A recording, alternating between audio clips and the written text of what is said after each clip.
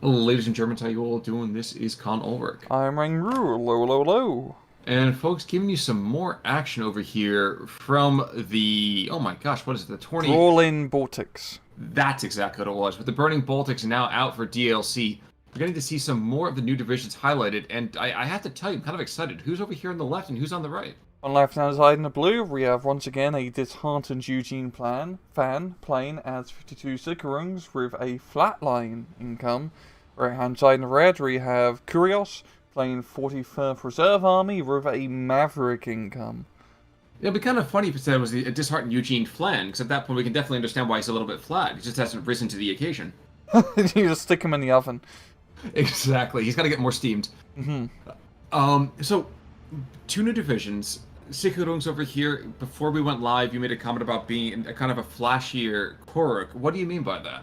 They're like Korok, it's a hodgepodge of anything that Germans could just throw into the front line.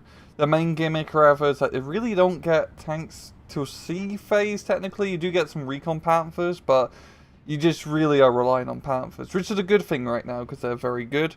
Reserve Army is a lot of infantry, a lot of tanks, but not a whole lot else. But they have pretty good tanks and infantry, to be fair.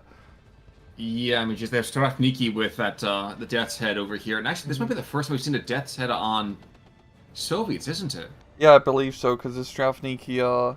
I thought they're CQC, but no, they're just pretty well-equipped with the 3 DPs and a 20 men size. I forgot how large your squads are, but yeah. Oh, the Strafniki spam was a real threat. Kind of amusingly, down to the south. First of all, we actually are going to see some Lithuanians on the field here today. So again, like you and I keep saying, I'm sorry. Oh no, oh it is Lithuania. I'm an idiot. Sorry, I keep getting all the no. Baltics countries all mixed up. Well, when the flames are licking as high as they are, I completely understand. But we're going to see some Lithuanians here, and again, like we can constantly continue to say, I love the inclusion of this. Even if this is Korok, which can have all the same kind of issues you have with Korok, I love seeing the inclusion of some of these kind of more overlooked countries. Yeah. Yes, please. And it's definitely nice that they also have a rather large French machine gun, as it is a pretty damn good machine gun, especially now with the machine gun buffs. And you're referring to the 13 Mike Hotchkiss down here in the south, right? A classic of German reserve divisions, if you think back to Luftwaffe Field Infantry from SD-44. Interestingly as well, actually we also have these flak trooping. So by the way, this is like a slightly more well-equipped Ersatz trooping, and it's slightly because they have an MP28, but that's literally the only thing you can kind of say that's different about it. They do have more guys, which helps out too, so they can survive being meat sealed for just a little bit longer. And as long as you have the Feldjägers right there as well, I mean the discipline keeping those guys in the fight, so yeah. There you go. Yep, and those Feldjägers are actually pretty good, because they're equipped with bloody MP44s. Yeah, MP44 and a sniper rifle, so actually a very worthwhile like field military police unit to get. But it's been a pretty interesting opener so far. As you've seen, Disheartened Eugene fan has pushed pretty heavy through the like southern town position here, using good use of smoke with the mortar to try and push on through, and also using Panzerbeute 39s, which is a unit you just do not see people use on the German side. We also have a really weird kind of setup here, too. I'm not sure that people may have noticed when we started the game. Deck-wise, the Germans actually have a numbers advantage in infantry.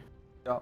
Which is blows my mind as easily as if I was, getting hit by a Snipiri right now. But if you're looking over here at the Soviets, there's no infantry in C. Yeah, it's definitely... I mean, he is playing Maverick, so he's really going to have to go all out in these first 20 minutes to take the victory, of course. And right now he's not doing too great. Disheartened does have the lead, but he should be able to capture one of his home flags in a little bit. But with Disheartened's rather aggressive push through the central position, it will cause a bit of a pain in the arse, I believe, in Kurios' line. He doesn't have a whole lot here. These Panzerbeute, just I'm a little surprised not trying to engage the Maxims already. Maybe he's just a smidge out of range, isn't he? Yeah, that's going to be perfect.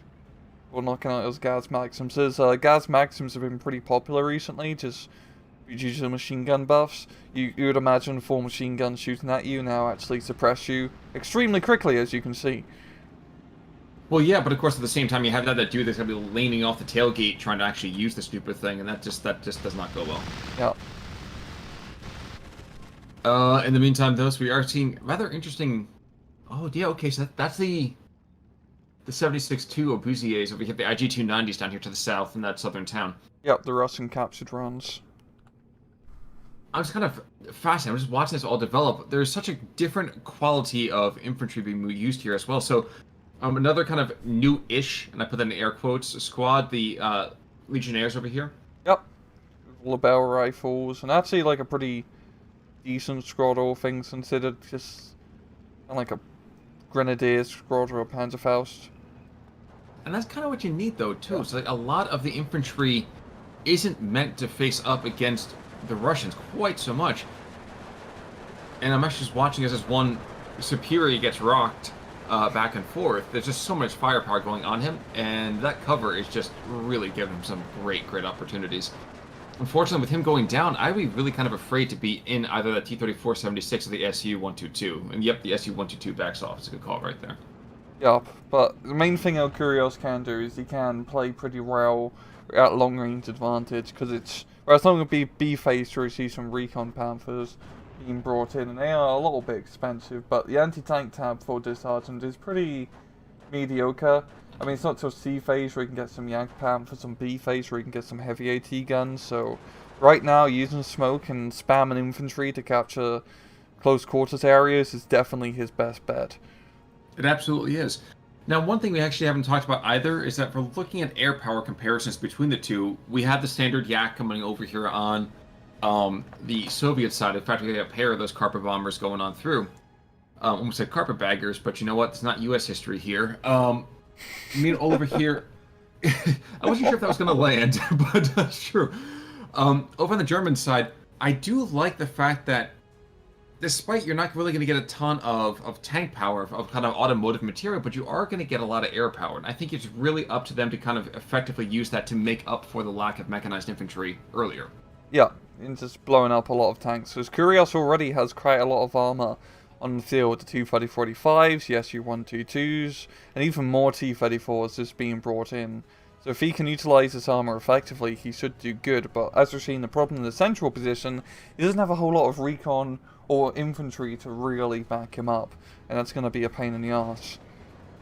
Well, the other thing too, we got to get for Nixton's taking out a T-3485.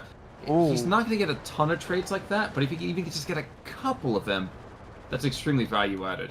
Yeah, that's definitely a worthwhile trade and good use of the anti-tank infantry in the 50 seconds deck. That's for sure. Now, looking elsewise over here, I actually kind of didn't really pay attention to the fact that we have a Snipuri over here for the Lithuanians. He's actually using an SVT as well, which is kind of cool. And picking off Snipuri is like it's his job, and let's be fair, it totally is. Mm-hmm. But, again, like, I honestly love seeing this stuff. I am a little surprised to see an IL-4. That's actually another addition, I think, to the DLC, isn't it? I think it was a plane that you could get in some of the previous divisions, but it's definitely a rarity. So why would it be a rarity? I guess it's not many were made, I believe. I'm not entirely well knowledgeable in Soviet air power, to be entirely honest. I feel like we need Rooster for this one. Yep. Yep. But we are seeing, like I said before, the German, I'm putting that in air quotes, kind of contribution just to overall infantry power, and it's stunning. It really is. Yeah, he just has a horde of infantry securing that town. It's going to be perfect. Disheartened, all he really has to do is play the clock. He's gonna, if he can survive till C phase, he's gonna have a 45-point advantage over Kurios, if I did my math correctly. And that's going to be huge. He's going to have all the Panthers and Jagdpanzers available. It's definitely going to even the odds in terms of the tank fight. So Kurios really needs to make some sort of breakthrough happen. He cannot be sitting on a trove heading into B phase now.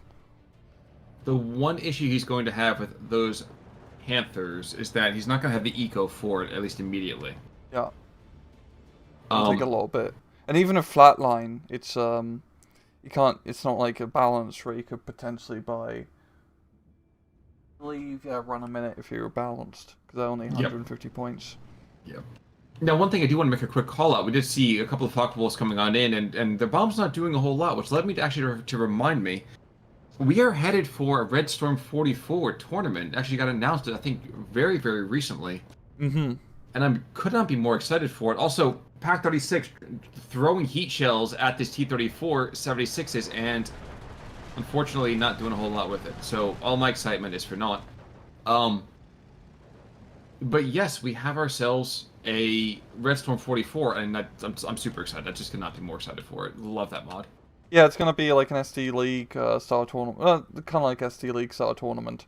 So we're definitely gonna cover it when it does happen. So if you want to participate and maybe have your games casted, we'll have links to the sign-up sheet in the description below.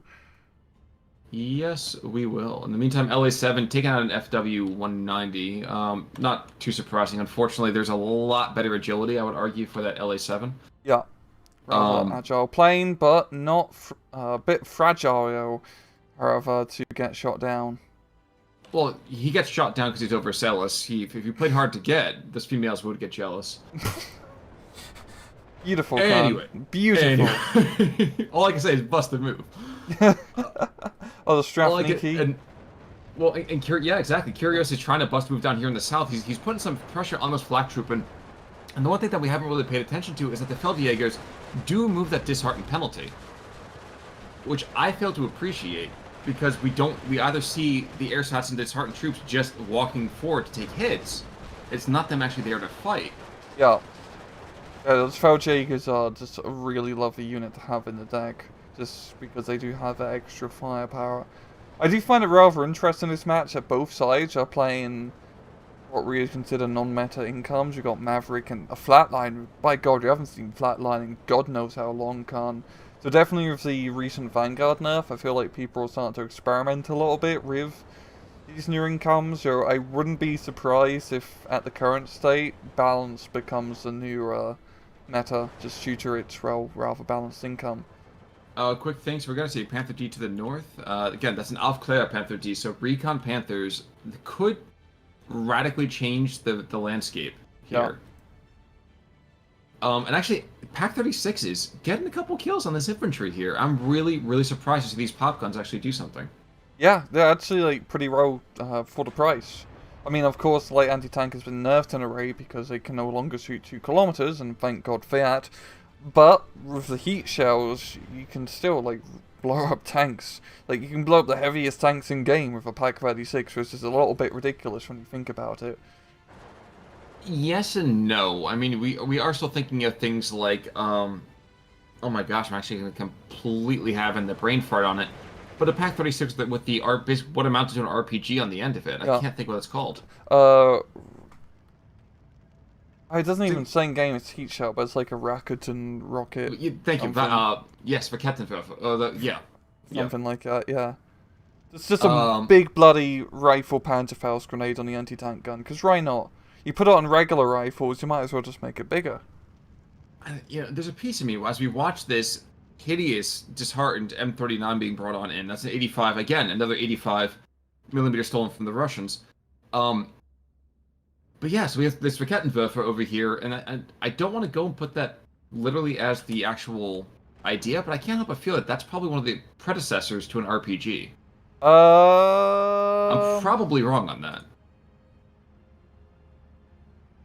I don't think so. Okay. I don't really know the full history of the RPG, so I think it's best if we just leave it at. But I am fine to be wrong. What is rather interesting is how this northern push is developing. I mean, Kurios is actually starting to play a little bit aggressively here now, which is good. I mean, he's in B phase, he has a huge point income. He has to make his work in these next 6 minutes that he has left. If he can deal with this German/Lithuanian bulge here, and maybe start pushing onto the enemy hill, that would really be his best bet in trying to aggress in this match. I don't know that's going to happen, though. We're going to see this Panther over here take out the T-34. I can almost guarantee that. Yeah. And even these snipers going down, these snipers have been extremely effective. And, geez, looking to the north, though, too, it's not going to happen to the south. There's too much just massed down here between the Russian 85 mils and things like that without... Oh, never mind. There's an IS-2 coming. Oh boy. Yeah, and, well... Yeah, it could be pretty deadly. Of course, yeah, big 85 mil could prove to be a bit of a hassle, but IS-2 is a rather thick tank, if we remember. So, I still think it's not really going to work, because the IS-2 takes a little bit too long to blow stuff up. But maybe its 120mm mortar, which is rather close to the front line, can do a bit of damage. So, not a terrible call, because it will be rather accurate. It certainly shall be. And first round's going to go between the IS-2 and the 85 mil, and IS-2 might get the first shot. No. Of course, at the same time, I think he got tickled and just had no idea what was actually happening to him. Yeah. Yeah, if I were the 85 mil, I'd be backing up too. But in the meantime, T-34-76, yep, goes down to the north. I think that was, in fact, yes, that was the Panther D.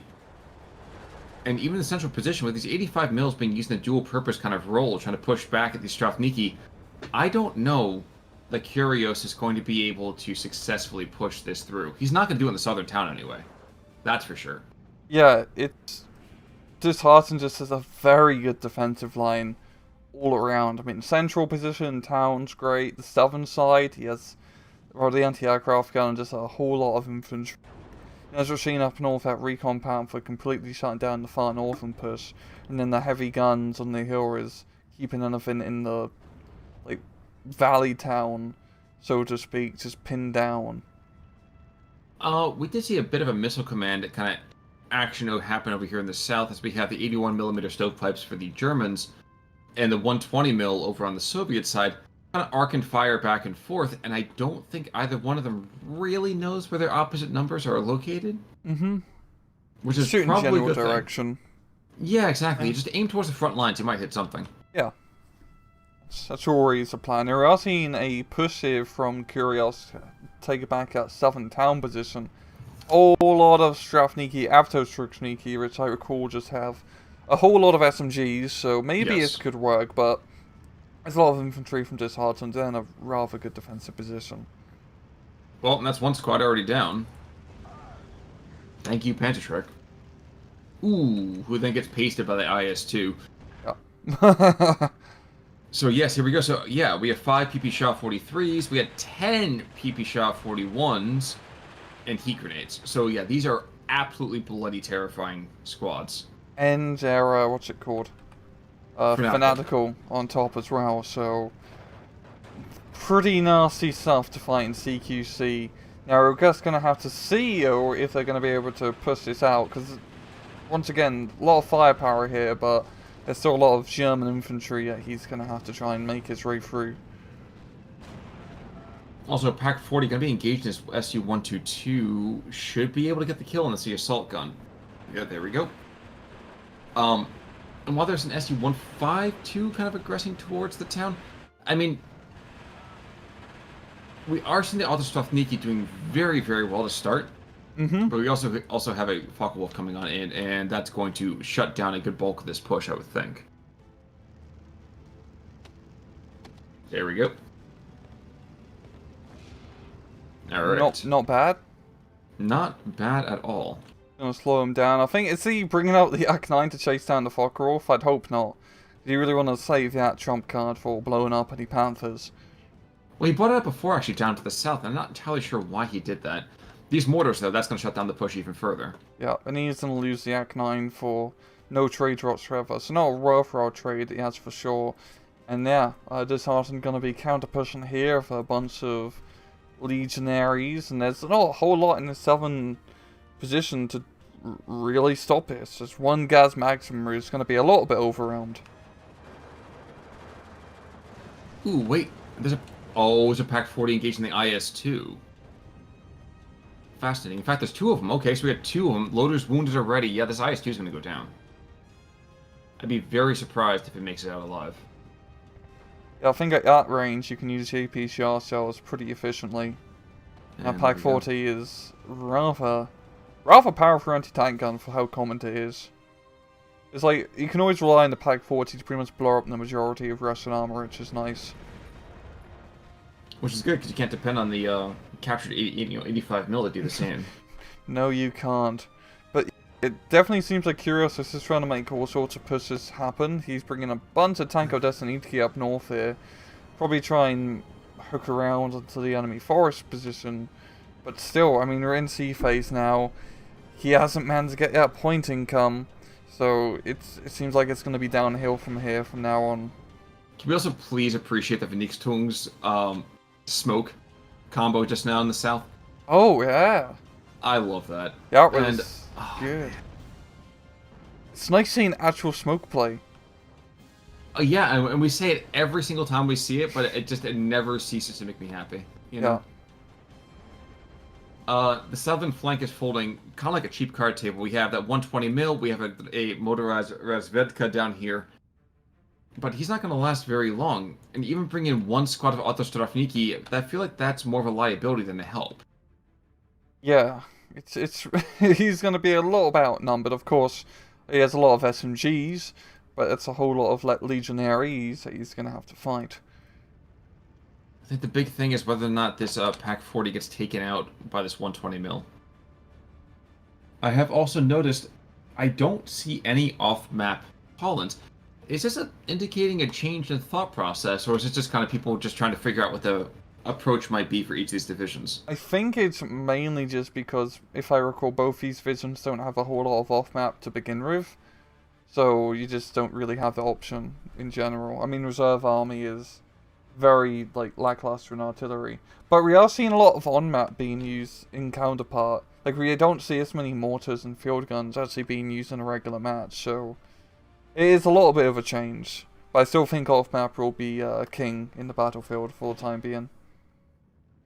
That would certainly be fair. I actually do want to thank a lot of people. We posited last week the thought process of having supply depots and FOBs, basically.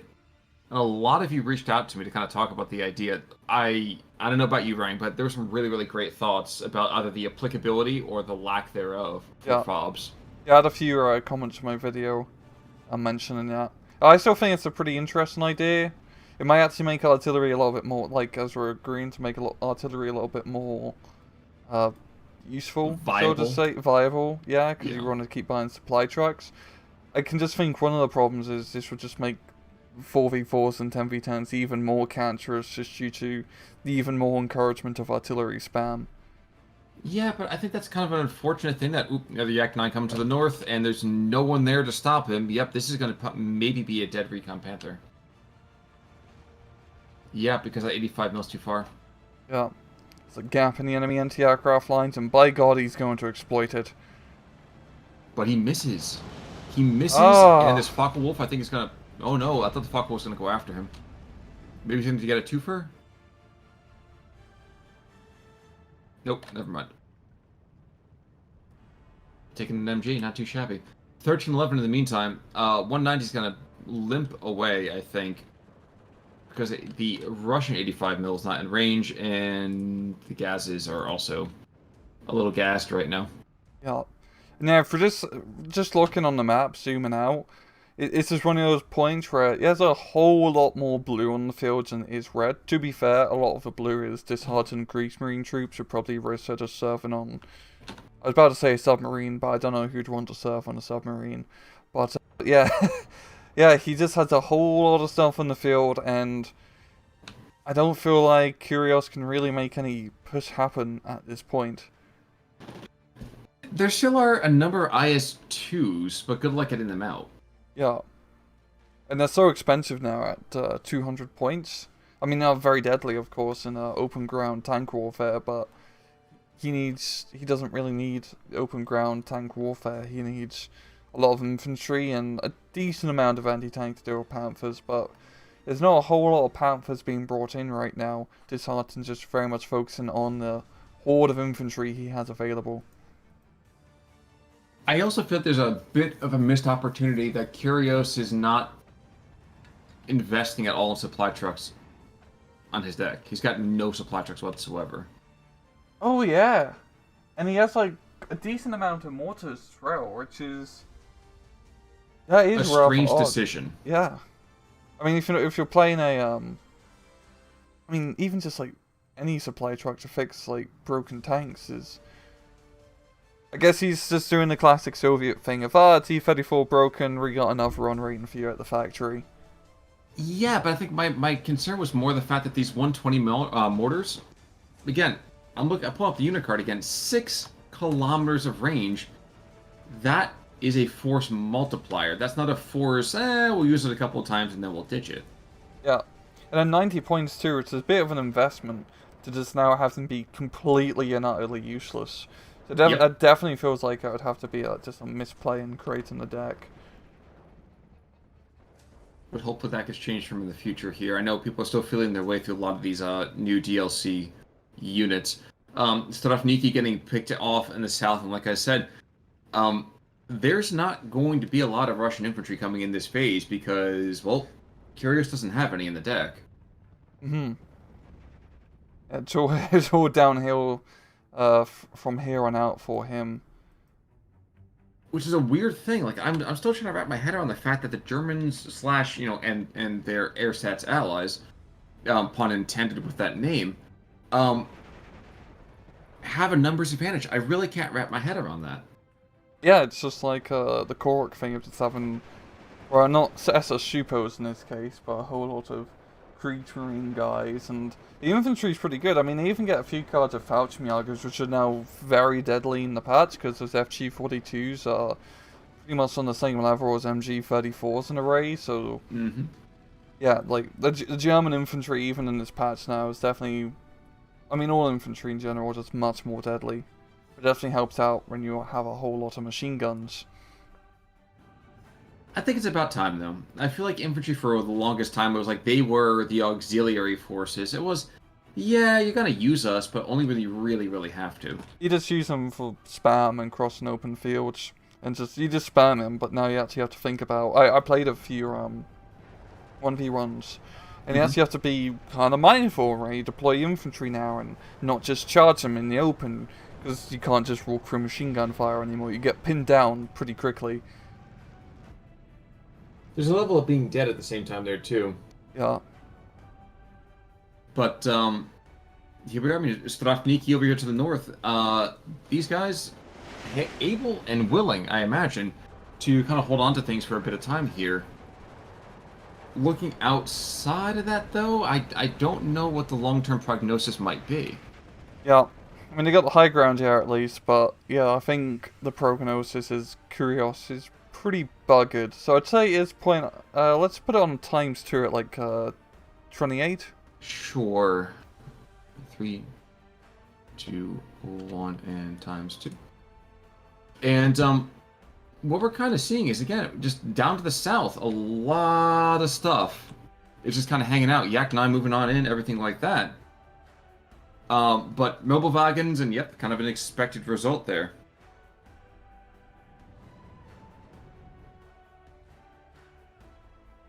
Checking on further south again at the same time.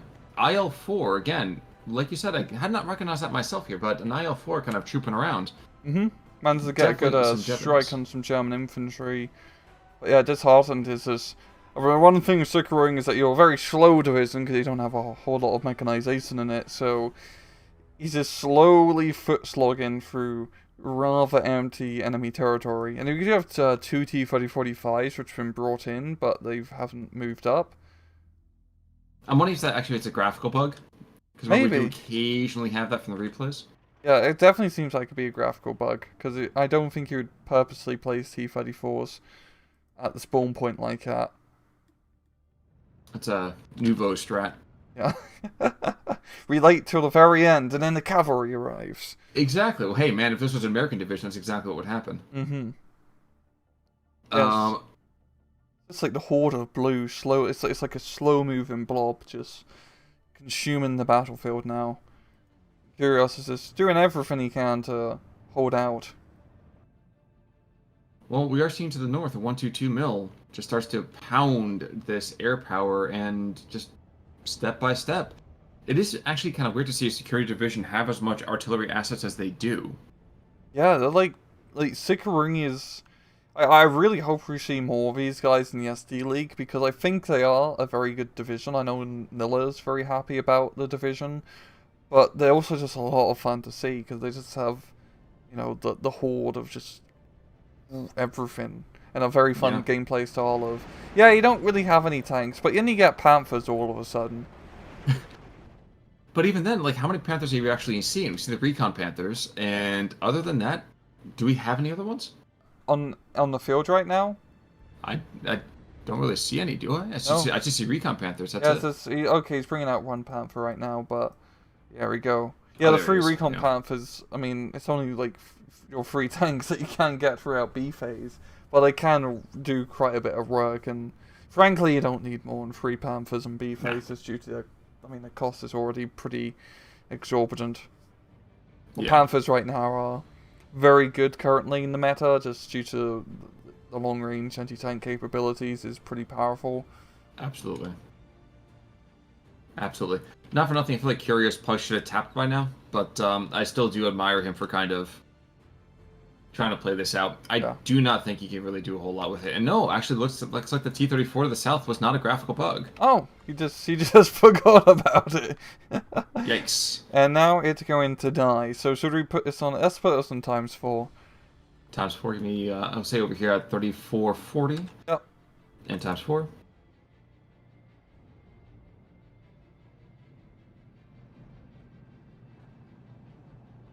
Alright. Oh, it's smoke covering the Jagdpanzer fallback. That is a very good play. Yeah, because at this point, I mean, geez, he's kind of just getting pounded into the dirt here.